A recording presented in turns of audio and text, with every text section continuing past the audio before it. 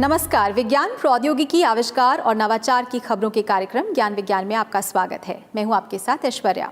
आज के इस अंक में हम भूकंप विज्ञान विशेषज्ञों से जानेंगे कितने खतरनाक हैं दिल्ली में लगातार आ रहे भूकंप के झटके, और बताएंगे कैसे लोगों को जागरूक कर सकता है भारतीय शोधकर्ताओं द्वारा विकसित वायु प्रदूषण विजुअलाइजर ऐप। खबरें और भी होंगी, लेकिन सबसे पहले देखते हैं इस अंक की सुर्खियां। लॉकडाउन के दौरान दिल्ली एनसीआर में लगातार भूकंप के झटके। इस भूगर्भीय हलचल के क्या हैं कारण? विशेषज्ञों ने रखी अपनी राय। कोविड-19 जांच की नई परीक्षण किट विकसित। भारतीय शोधकर्ताओं ने तैयार की आर्टिफिशियल इंटेलिजेंस आधारित टेस्टिंग तकनीक। भारत में समय पर पहुंच रहा है मॉनसून। देश में सामान्य वर्षा का अनुमान। आगामी साल के लिए एक अच्छी खबर। और एयर पोल्यूशन विजुअलाइजर ऐप विकसित। ऑगमेंटेड रियलिटी तकनीक से जीवंत और इंटरैक्टिव तरीके से वायु प्रदूषण को लेकर करेगा जागरूक।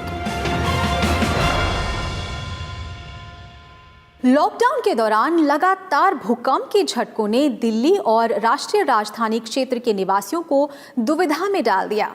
इस भूगर्भीय हलचल को लेकर कई तरह की खबरें भी सामने आई हैं। विशेषज्ञों और शोधकर्ताओं ने भी लगातार आ रहे इन झटकों को लेकर कई संभावनाएं जाहिर की हैं।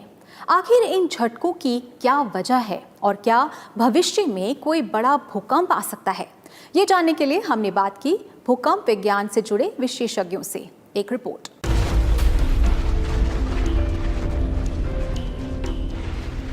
भूकंप एक ऐसी प्राकृतिक घटना जो बहुत बड़े क्षेत्र को प्रभावित कर सकती है। पूरी दुनिया में इस आपदा के पिछले अनुभवों के चलते आज मानव समाज भूकंप के नाम से भी घबरा जाता है। बीते 2 महीनों में दिल्ली और आसपास के क्षेत्रों में लगभग 15 से ज्यादा भूकंप के झटके महसूस किए जा चुके हैं। हालांकि ये झटके रिचर स्केल पर बहुत हल्के स्तर के माने गए, लेकिन इसने इस क्षेत्र में एक डर का माहौल जरूर पैदा कर दिया। कई शोधकर्ताओं ने भी ऐसी संभावना जाहिर की कि हो सकता है कि ये झटके भविष्य में किसी बड़े भूकंप की ओर इशारा कर रहे हों। दिल्ली और आसपास का क्षेत्र भूकंप को लेकर जोन 4 में आता है, जो कि संवेदनशील माना जाता है। इसकी वजह इसका हिमालय के नजदीक होना भी है। हालांकि पिछले रिकॉर्ड्स को देखें तो दिल्ली खुद किसी बड़े भूकंप का एपिक सेंटर नहीं रहा है। यहाँ हिमालयन रीजन में आए बड़े भूकंप के झटकों का असर देखा गया है।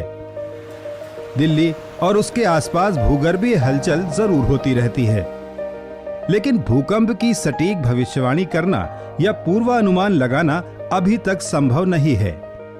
ऐसे में क्या किसी बड़े भूकंप का अनुमान लगाया जा सकता है? जो ये ट्रेमर्स आए हैं, जो माइनर अर्थक्वेक्स बोलते हैं इनको हम, ये दिल्ली के चारों तरफ या कुछ फॉल्ट लाइंस हैं। जैसे कि एक देहरादून महेंद्रगढ़ फॉल्ट है, उसके अलोंग जो रोहतक के आसपास जो इवेंट आई हैं 2-4, वो उसके अलोंग आई हैं।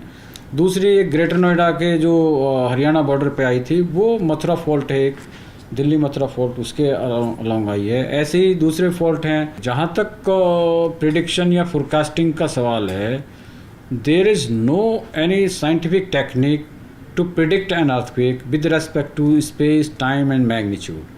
मतलब कहाँ, कितना बड़ा और कब, ये तीनों चीज़ वेरी इंपॉर्टेंट है। ये अभी तक कोई साइंटिफिक टेक्निक नहीं ईजाद हो पाई है, not in India, all over world. हमारे भूगर्भ में मौजूद टेक्टोनिक प्लेट्स गतिशील हैं। ऐसे में जब 2 प्लेट्स आपस में टकराती हैं या रगड़ खाती हैं, तो उससे उत्पन्न होने वाली ऊर्जा से धरती में कंपन लहरें पैदा होती हैं, जिन्हें भूकंप कहा जाता है। ये कंपन तीव्रता के साथ ज्यादा देर तक रह जाए तो निर्माणों को भारी नुकसान पहुंचाता है, जिससे जान माल की क्षति होती है। ये संभावना वहां ज्यादा होती है जहां 2 अलग अलग प्लेट्स आपस में मिल रही होती हैं। इसे फॉल्ट लाइन यानी भूगर्भीय दरार कहा जाता है। वैज्ञानिक सिद्धांत के मुताबिक जब भारतीय टेक्टोनिक प्लेट यूरेशियन प्लेट से टकराई और उसके नीचे गई, इसी गतिविधि से हिमालय का निर्माण हुआ था।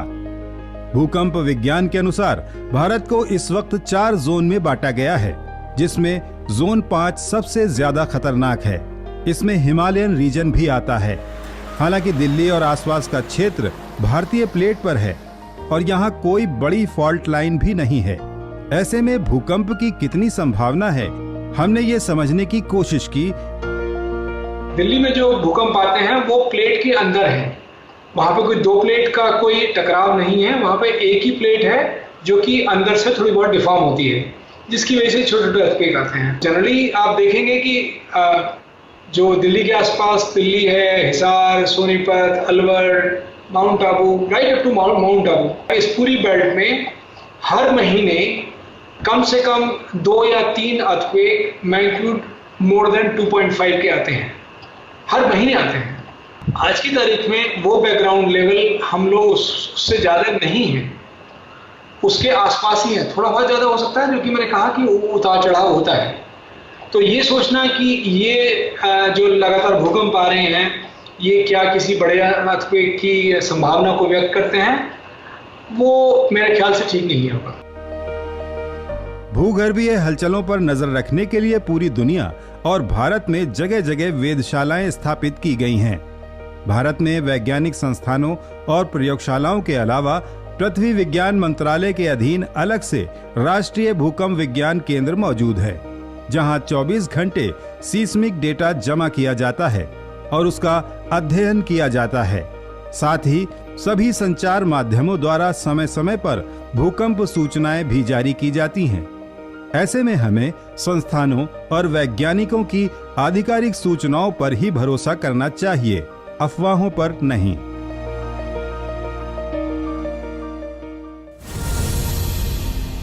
कोरोना संकट के खिलाफ युद्ध में भारतीय शोधकर्ताओं को एक और कामयाबी मिल गई है। अब कोविड-19 संक्रमण की जांच ज्यादा सस्ती और आसान हो सकती है। शोधकर्ताओं ने एक ऐसी आर्टिफिशियल इंटेलिजेंस आधारित टेस्टिंग किट विकसित की है, जिसके द्वारा बिना RT-PCR का इस्तेमाल किए 20 मिनट में परिणाम निकाले जा सकते हैं। अगर ये किट बाजार में आ जाती है तो इस वैश्विक महामारी से निपटने में और ज्यादा सहायता मिलेगी। एक रिपोर्ट।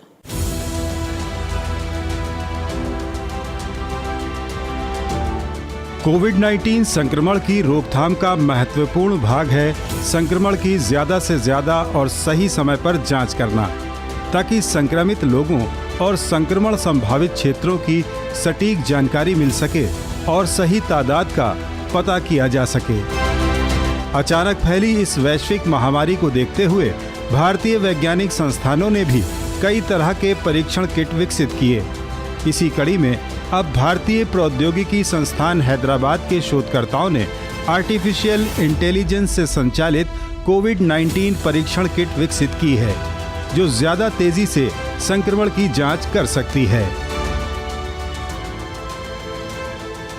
हमारे रिसर्च ग्रुप से सूर्या निर्माण त्रिपाठी और सुप्रजा और हम और बाकी और टीम मेंबर्स ने मिलकर कोविड-19 डिटेक्शन किट के लिए एक डिटेक्शन किट बनाया, जो वास्तव में अन्य टेक्नोलॉजी से काफ़ी अलग है।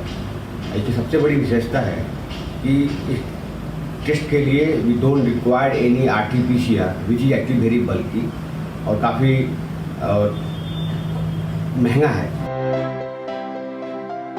मौजूदा समय में टेस्टिंग का सबसे सटीक मानक reverse transcription polymerase chain reaction यानी RT-PCR को माना जाता है, लेकिन इस आर्टिफिशियल इंटेलिजेंस द्वारा काम करने वाली टेस्टिंग किट में बिना RT-PCR का इस्तेमाल किए कुल 20 मिनट में कोविड-19 की जांच की जा सकती है।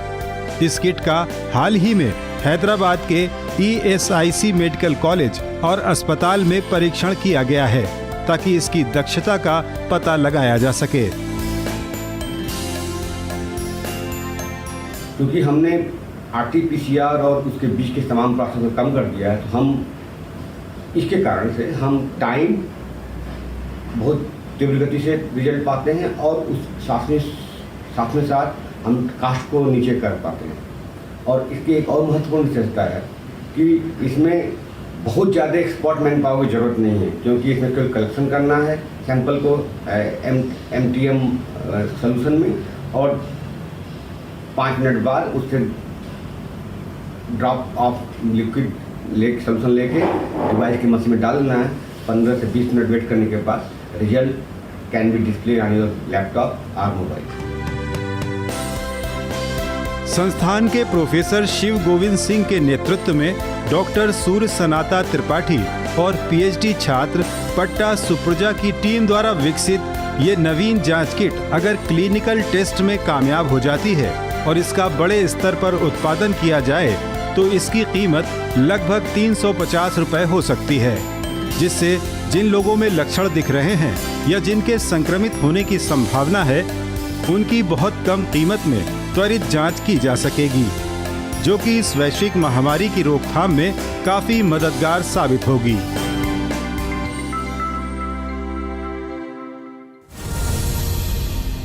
और ज्ञान विज्ञान में फिलहाल वक्त है एक छोटे से ब्रेक का। अभी लौटते हैं, बने रहिए हमारे साथ।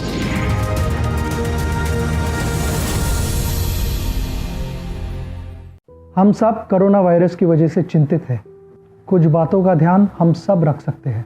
पहली बात, भीड़ की जगहों पर सोशल फंक्शंस में ना जाएं और अगले कुछ समय तक ज़रूरत ना हो तो लोगों से ना मिलें, क्योंकि ये वायरस एक इंसान से दूसरे इंसान तक भी फैल सकता है।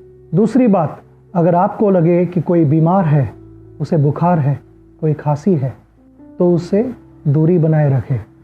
अगर आपको खुद को बुखार और खांसी है और सांस लेने में तकलीफ हो रही है तो अपने नज़दीकी डॉक्टर के पास जाए या हेल्पलाइन नंबर 1075 पर कॉल करें। तीसरी बात, अपने हाथ बहते पानी के नीचे साबुन से धोएं, कम से कम 20 सेकंड तक। जितनी बार हो सके उतनी बार धोएं। चौथी बात, घबराएं नहीं, अफवाहों पर बिल्कुल विश्वास ना कीजिए।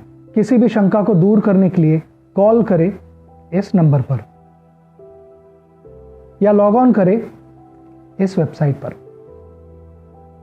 आखिरी बात, ये किसी को भी हो सकता है, इसे नज़रअंदाज ना करें। कोरोना वायरस को हराया जा सकता है और हम सब मिलकर इसके फैलने के तरीके को समझकर इसे हरा सकते हैं।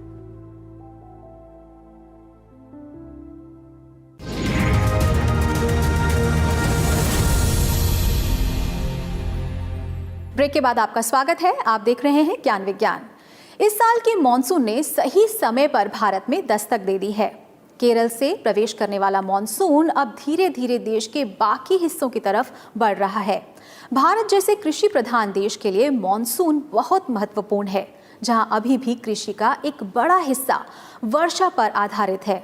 इसके अलावा मौसम में बदलाव और धरती पर पानी की जरूरत को पूरा करने में भी मॉनसून की अहम भूमिका होती है।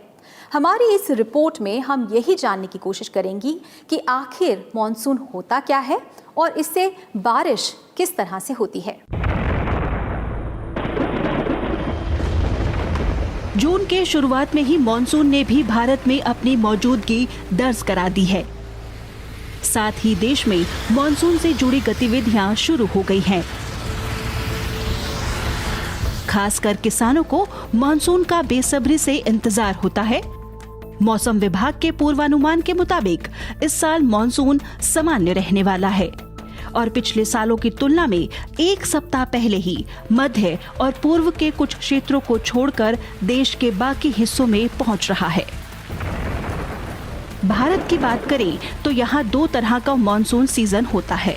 पहला दक्षिण पश्चिमी मॉनसून, जो गर्मियों में जून से अक्टूबर तक होता है, और दूसरा उत्तर पूर्वी मॉनसून, जो नवंबर से जनवरी के बीच आता है। आइए जानते हैं मॉनसून किसे कहते हैं और ये बनता कैसे है। गर्मी के मौसम में हिंद महासागर में सूर्य इक्वेटर के ठीक ऊपर होता है। ऐसे में समुद्र का तापमान बढ़ने से आर्द्रता बढ़ती है, हवा में नमी बढ़ जाती है और बादल बनने लगते हैं। मॉनसूनी हवाएं सक्रिय हो जाती हैं वहीं धरती का तापमान समुद्र से ज्यादा होता है, इसलिए कम दबाव का क्षेत्र बनता है। हवा ऊपर उठने से रिक्त स्थान पैदा होता है, जिसे भरने के लिए समुद्री हवाएं धरती की तरफ बढ़ती हैं। इन हवाओं के चक्र के साथ हिंद महासागर के दक्षिणी हिस्से से बादल अरब सागर और बंगाल की खाड़ी की तरफ बढ़ते हैं और इस बीच दबाव के चलते बारिश होती है। भारत में ये स्थिति जून से सितंबर तक 4 महीने रहती है। हालांकि मानसून आने से पहले भी कुछ हिस्सों में बारिश हो जाती है, जिसे प्री मानसून बारिश कहा जाता है। भारत में मानसून 2 तरह से प्रवेश करता है। एक अरब सागर की तरफ से मुंबई, गुजरात और राजस्थान होकर आगे बढ़ता है, जबकि बंगाल की खाड़ी की तरफ से पश्चिम बंगाल, बिहार, पूर्वोत्तर होते हुए हिमालय से टकराकर यही शाखा उत्तरी मैदानों की तरफ बढ़ जाती है। सामान्य स्थिति में मानसून अंडमान निकोबार द्वीप समूह होते हुए सबसे पहले 1 जून तक केरल पहुंचता है। 7 जून तक कोलकाता और अरब सागर की ओर से 10 जून तक मुंबई पहुंच जाता है। जून के पहले सप्ताह में ही मानसून के बादल असम पहुंचने लगते हैं और यहां हिमालय से टकराकर पश्चिम की तरफ मुड़ जाते हैं। धीरे धीरे बढ़ते हुए जुलाई के पहले सप्ताह तक पूरे देश में बारिश होने लगती है। ये सिलसिला सितंबर तक चलता है। राजस्थान में सबसे कम आखिरी 1.5 महीने के लिए बारिश होती है और यहीं से मानसून वापस हो जाता है। सबसे ज्यादा समय केरल में बारिश रहती है। यहाँ ये सीजन अक्टूबर तक चलता है। मानसून प्रकृति चक्र का एक महत्वपूर्ण हिस्सा है, जिसके चलते गर्मियों में सूखे जल स्रोत, मानसून आधारित खेती, पनबिजली उत्पादन बेहतर होता है। पानी की कमी दूर होती है।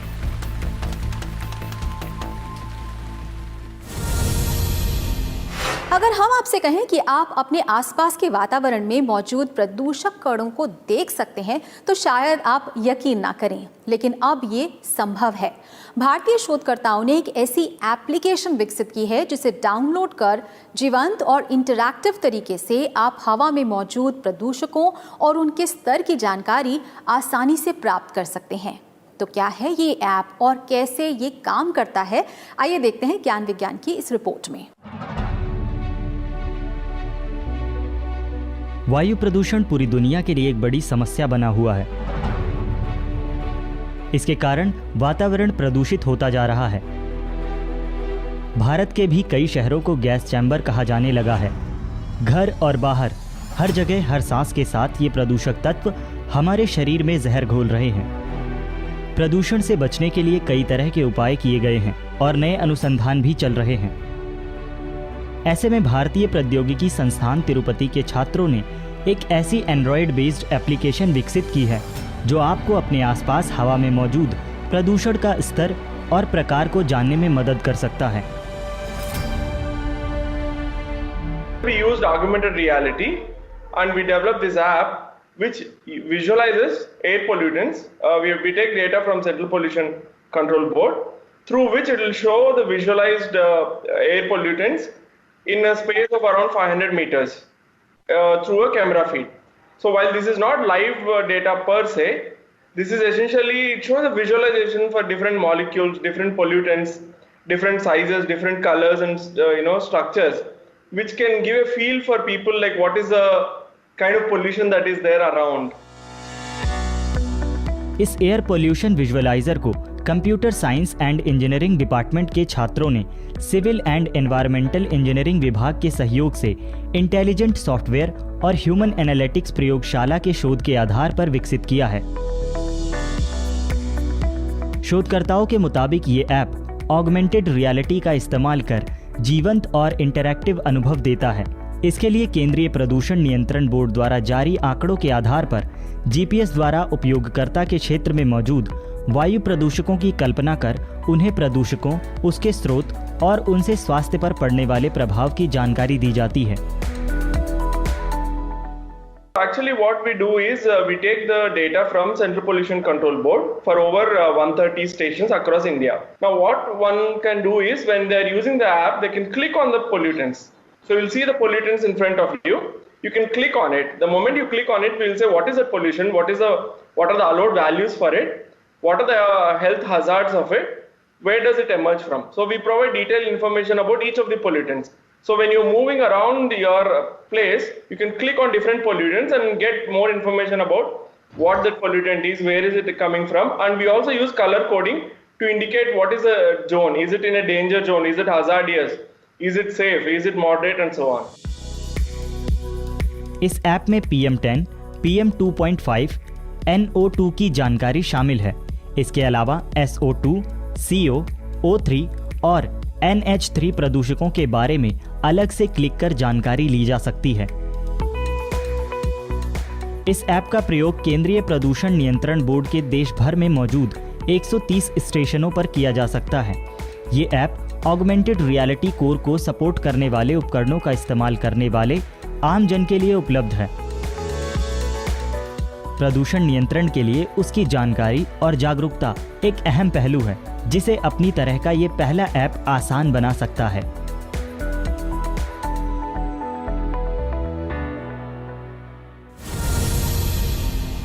वक्त एक और छोटे से ब्रेक का, लेकिन कहीं मत जाइएगा, हम अभी लौटते हैं।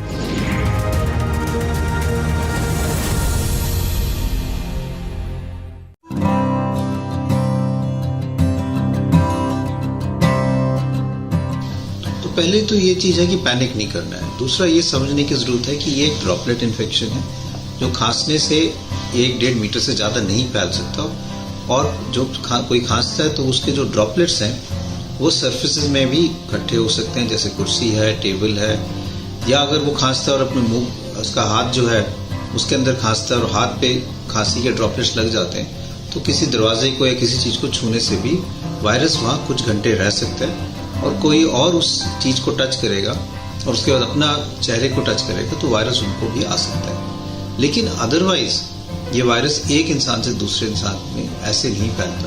अगर किसी को जुकाम, नजला, खांसी नहीं है तो किसी को छूने से, किसी के को क्लोज कांटेक्ट में आने से इन्फेक्शन नहीं हो सकता। और इसीलिए हमको ये सब समझना चाहिए कि हमें सबको इस पैंडेमिक के साथ इकट्ठे मिल के लड़ना है, पैनिक नहीं करना है, कोऑपरेट करना है गवर्नमेंट की पॉलिसीज के साथ। खुद जो सोशल डिस्टेंसिंग हम कह रहे हैं, अगर आपको तकलीफ है तो होम क्वारंटाइन करना है। ये अगर हम सब चीजें करेंगे तो जो चेन ऑफ स्प्रेड है वायरस का, जो एक इंसान से दूसरे इंसान में फैल के एकदम पैंडेमिक हो रहा है, उसको हम तोड़ पाएंगे और इस तरह से वायरस के केसेस हमारे कंट्री में कम हो जाएंगे।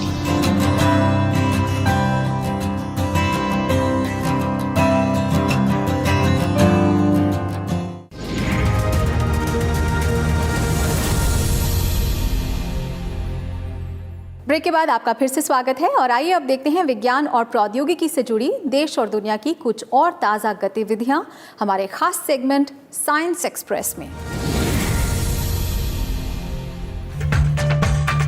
हाल ही में आए सुपर साइक्लोन अम्फन को लेकर भारत मौसम विज्ञान विभाग के सटीक पूर्वानुमान और अपडेट की सराहना संयुक्त राष्ट्र की एजेंसी विश्व मौसम संगठन ने की है। एजेंसी द्वारा IMD के महानिदेशक मृत्युंजय महापात्रा को लिखे पत्र में WMO के महासचिव ने कहा कि सुपर साइक्लोन की उत्पत्ति, ट्रैक, तीव्रता, लैंडफॉल बिंदु, समय और उससे जुड़े मौसम की स्थिति की सटीक भविष्यवाणी ने शुरुआती प्रतिक्रिया और कार्यों में काफी मदद की। उन्होंने IMD को भारत के पड़ोसी देशों में जीवन और संपत्ति का नुकसान रोकने में की गई सहायता के लिए भी सराहा। आपको बता दें, IMD के पूर्वानुमान और भविष्यवाणियां 13 देशों को तैयार रहने के लिए भेजे गए थे, जिनसे खासकर बांग्लादेश और सिंगापुर को उल्लेखनीय लाभ पहुंचा। साल 2019 में भी फानी चक्रवात को लेकर विश्व मौसम संगठन ने IMD को ऐसा ही सराहना संदेश भेजा था। बेंगलुरु स्थित विज्ञान एवं प्रौद्योगिकी विभाग के स्वायत्त संस्थान Jawaharlal Nehru centre for advanced scientific research ने अपनी incubated company breathe applied sciences के साथ एक समझौता ज्ञापन पर हस्ताक्षर किए हैं, जिसके तहत संस्थान CO2 को मेथनॉल, अन्य उपयोगी रसायनों और ईंधन में बदलने के लैब स्केल अनुसंधान पर आधारित प्रौद्योगिकी हस्तांतरण करेगा। ये समझौता ज्ञापन इस अनुसंधान संस्थान द्वारा अक्षय ऊर्जा और पर्यावरण प्रदूषण से जुड़ी समस्याओं के समाधानों को उद्योग में बदलने के योगदान को भी उजागर करेगा और सरकार की नीति के अनुरूप स्वदेशी तकनीक विकसित करने में मदद करेगा। इस कार्यक्रम में Bharat Ratna professor NR Rao, JNCASR के अध्यक्ष प्रोफेसर GU कुलकर्णी सहित संस्थान और शोध से जुड़े अन्य सहयोगी मौजूद रहे। पालमपुर स्थित CSIR के हिमालय जैव संपदा प्रौद्योगिकी संस्थान और हिमाचल प्रदेश के कृषि विभाग ने देश में केसर और हींग का उत्पादन बढ़ाने के लिए मिलकर काम करने का फैसला किया है। केसर और हींग दुनिया के सबसे मूल्यवान मसाले हैं और भारतीय व्यंजनों में व्यापक रूप से इनका उपयोग किया जाता है। भारत में केसर की मांग 100 टन प्रति वर्ष है, लेकिन इसका औसत उत्पादन लगभग 6 से 7 टन प्रति वर्ष है। इसीलिए बड़ी मात्रा में केसर का आयात करना पड़ता है। वहीं भारत में हींग का उत्पादन नहीं होता और प्रति वर्ष लगभग 1200 टन कच्ची हींग अफगानिस्तान, ईरान और उज्बेकिस्तान से मंगानी पड़ती है। इसी आयात को कम करने के लिए IHBT इन फसलों को हिमाचल प्रदेश में उगाने की योजना बना रहा है। संस्थान के मुताबिक अगले 5 साल में हिमाचल की 750 एकड़ जमीन पर ये फसलें उगाई जाने लगेंगी। सफल खेती के लिए संस्थान केसर और हींग के बीज उत्पादन केंद्रों की स्थापना करेगा। साथ ही किसानों और कृषि विभाग के लोगों को भी प्रशिक्षित किया जाएगा। 2020 की हाइड्रो पावर स्टेट रिपोर्ट्स के अनुसार भारत जापान को पीछे छोड़कर दुनिया में 5वां सबसे बड़ा जल विद्युत उत्पादक देश बन गया है। International hydro power association London द्वारा हाल ही में जारी की गई इस रिपोर्ट में कहा गया है कि कनाडा, अमेरिका, ब्राजील और चीन के बाद भारत में 50 गीगावाट से ज्यादा की स्थापित क्षमता है।